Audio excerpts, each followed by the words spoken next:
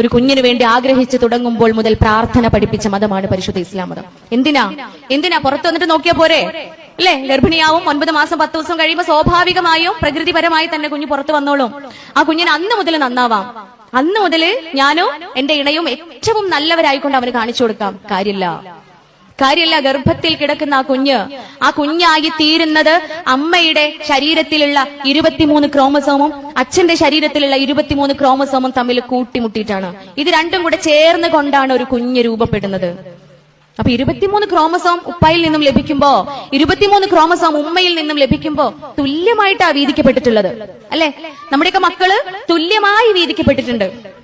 നല്ലത് കാണിച്ചാല് എന്റെ കുട്ടി എന്ന് പറഞ്ഞ് കച്ചറ കൂടണ്ട. കുരുത്തക്കേട് കാണിച്ചാല് അന്റേതല്ലേ, ഈ എടുത്തോ, നിന്റേതല്ലേ എന്ന് പറഞ്ഞിട്ട് വഴക്ക് കൂടേണ്ടതില്ല. നല്ലതാണെങ്കിലും മോശമാണെങ്കിലും ചീത്തയാണെങ്കിലും പപ്പാതിയാണ്. നമ്മുടെ മക്കൾ പകുതി